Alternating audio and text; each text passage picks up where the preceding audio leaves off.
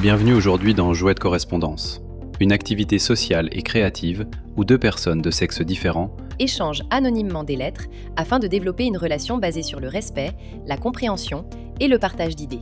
Comme nous l'avons dit, ce n'est pas une question de temps, mais de capacité. Nous avons ainsi réussi à trouver des personnes ayant la capacité de participer à cette deuxième édition. Aujourd'hui, nous allons vous présenter l'une de ces correspondances sous forme de télé-réalité. Suivons cela ensemble.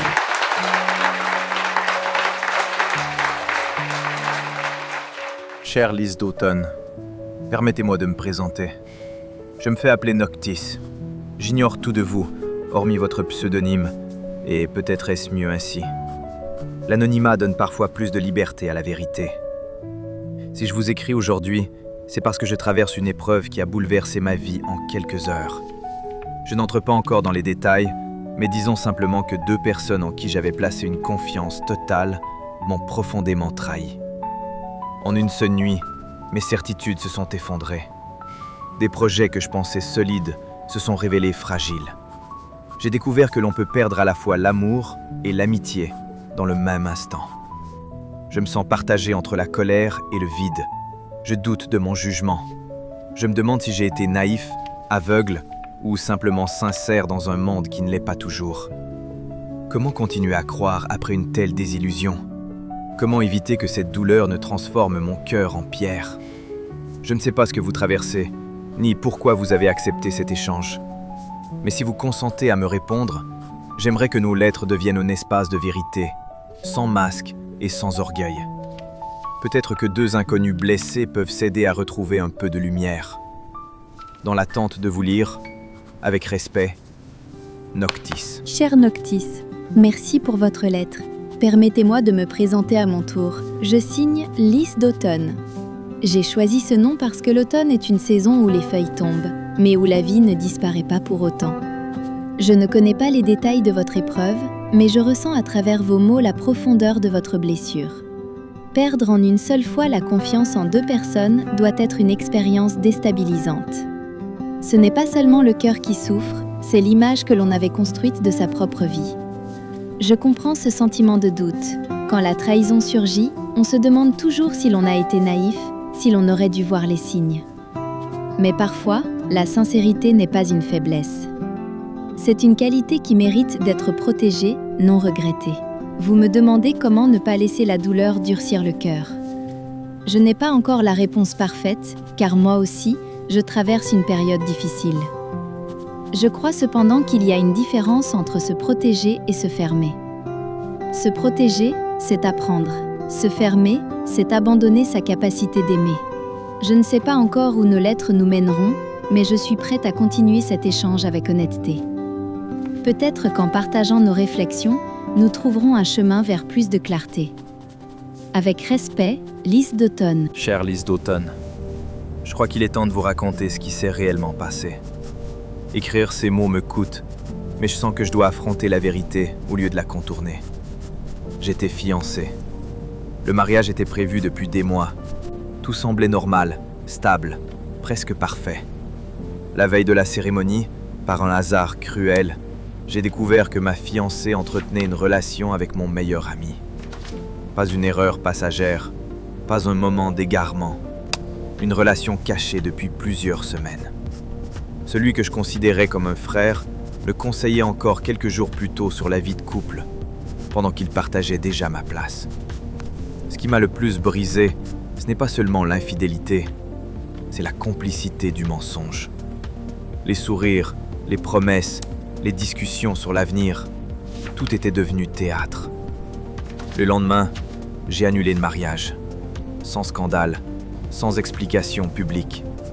J'ai préféré garder ma dignité plutôt que nourrir le spectacle. Depuis, je me sens vidé, pas seulement trahi, mais humilié intérieurement. Je me demande si j'ai été aveugle par amour, si j'ai trop fait confiance, si je me suis trompé sur ma propre capacité à discerner. Je ne cherche pas la vengeance, je cherche la paix, mais elle semble loin. Vous m'avez dit que vous traversez aussi une période difficile. Si vous en avez la force, j'aimerais comprendre ce que vous vivez. Peut-être que nos histoires, mises côte à côte, nous aideront à voir plus clairement. Avec sincérité, Noctis. Cher Noctis, votre lettre m'a profondément émue. Je comprends mieux maintenant la violence silencieuse que vous avez traversée. La trahison double, amoureuse et amicale, est une fracture rare et brutale. Vous avez choisi la dignité et cela en dit long sur votre force, même si vous ne la voyez pas encore. À mon tour, je dois vous raconter mon histoire. J'étais en couple depuis plusieurs années. Ce n'était pas parfait, mais c'était réel. Une amie très proche me répétait souvent que je méritais mieux. Elle soulignait ses défauts, amplifiait nos désaccords, semait le doute. Au début, je résistais. Puis, à force d'entendre les mêmes remarques, j'ai commencé à voir ce qu'elle décrivait. Elle me disait « Tu peux avoir plus. Tu vaux plus. » Et je l'ai cru. J'ai fini par mettre fin à ma relation, persuadée que je faisais un choix courageux.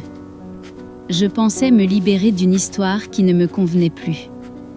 Quelques mois plus tard, j'ai appris que cette même amie préparait son mariage avec l'homme que j'avais quitté. Ce n'était pas une coïncidence. Elle avait nourri mon doute pendant des mois.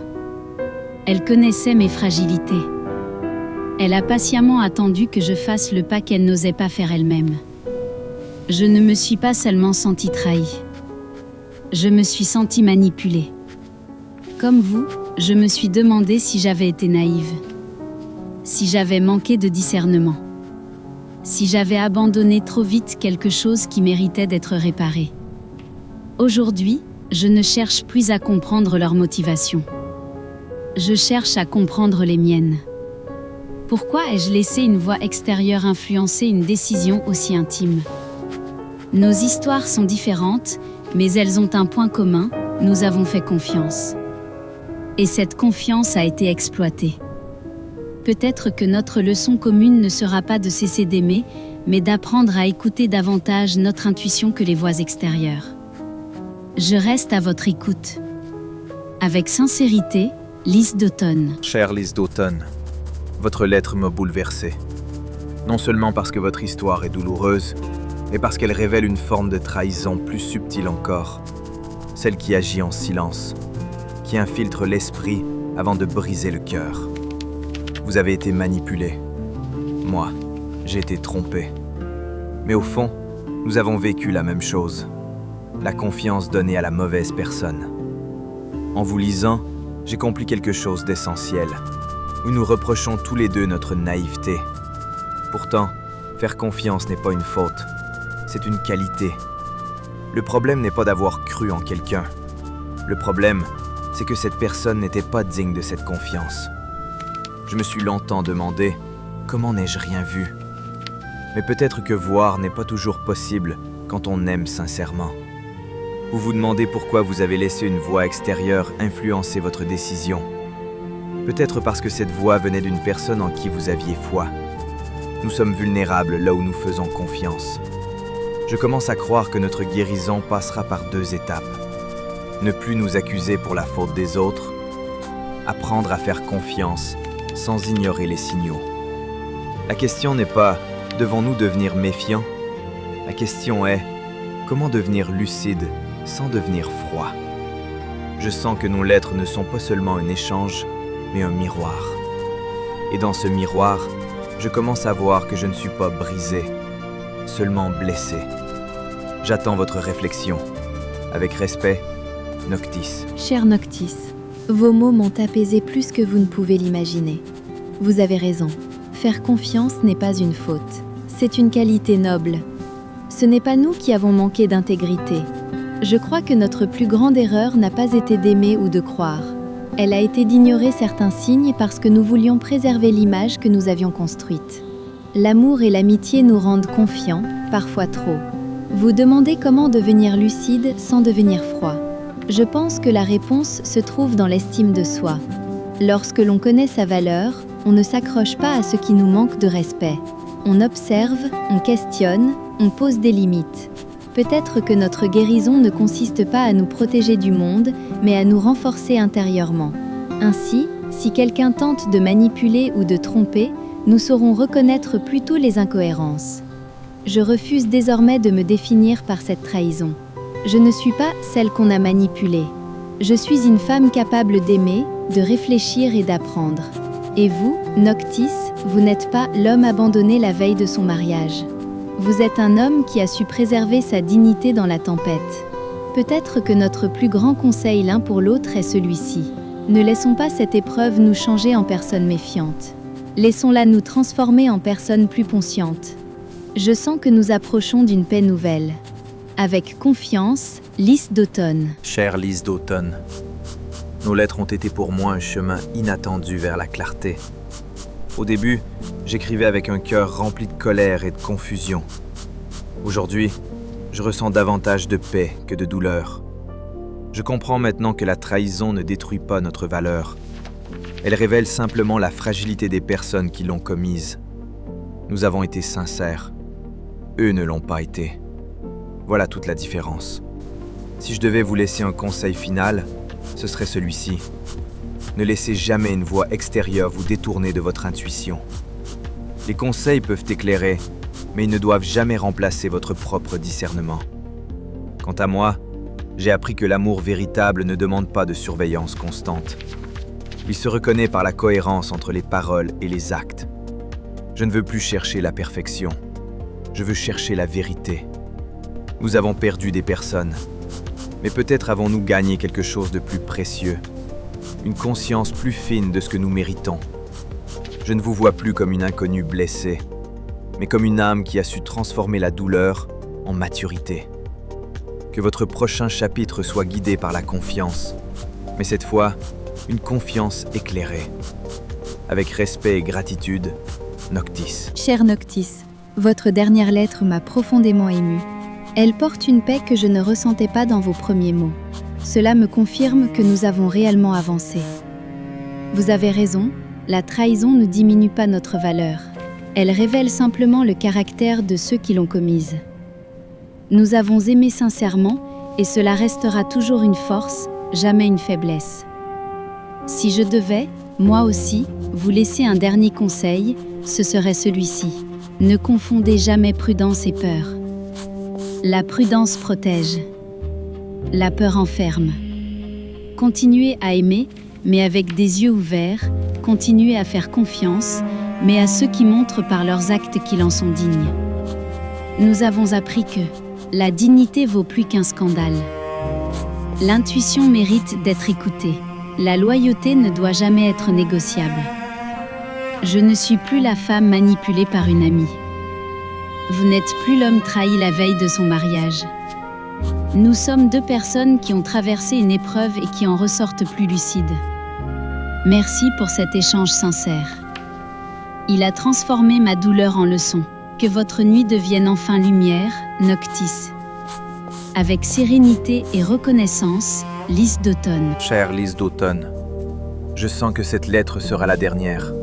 Non parce que nos paroles manquent, mais parce que nos cœurs ont trouvé une forme d'apaisement. Lorsque je vous ai écrit pour la première fois, j'étais rempli de colère silencieuse et d'humiliation. Aujourd'hui, je comprends que ce que je vivais n'était pas une fin, mais une révélation. Une révélation douloureuse, certes, mais nécessaire. Si je devais résumer notre apprentissage, je dirais ceci. La confiance est un don précieux. Elle ne doit pas être retirée du monde, mais offerte avec discernement. Nous avons appris à ne plus nous accuser pour la malhonnêteté des autres.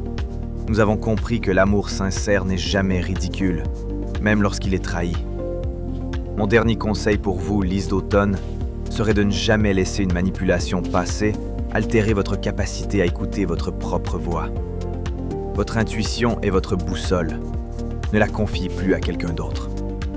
Quant à moi, je choisis désormais d'avancer sans rancune. La rancune prolonge la blessure. Le pardon, même silencieux, libère. Nous ne sommes plus deux victimes d'une trahison. Nous sommes deux consciences éveillées par une épreuve. Je ferme ce chapitre avec gratitude pour cet échange inattendu qui m'a permis de guérir plus vite que je ne l'aurais cru possible. Que votre automne prépare un printemps lumineux. Avec respect et paix, Noctis. Cher Noctis, Je ressens comme vous que cette lettre marque la fin naturelle de notre correspondance. Non pas parce que nos histoires s'effacent, mais parce qu'elles ont trouvé leur sens. Lorsque nous avons commencé à écrire, nous étions deux cœurs blessés, cherchant à comprendre. Aujourd'hui, nous sommes deux esprits apaisés, capables d'analyser sans haine et de regarder en arrière sans nous effondrer. Vous avez raison, la confiance est un don. Elle ne doit pas être retirée du monde par peur, mais elle doit être donnée avec lucidité. Ce que nous avons vécu ne doit pas nous fermer, mais nous affiner. Si je devais vous laisser un dernier conseil, ce serait celui-ci.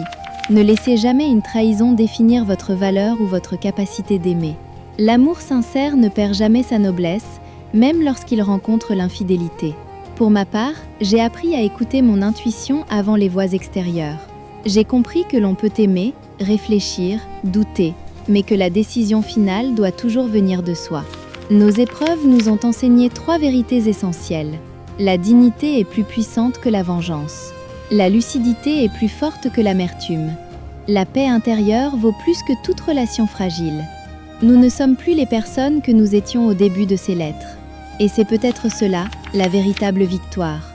Merci pour cet échange sincère, respectueux et profond. Il a transformé une douleur en croissance. Que votre nuit continue de s'éclairer, Noctis.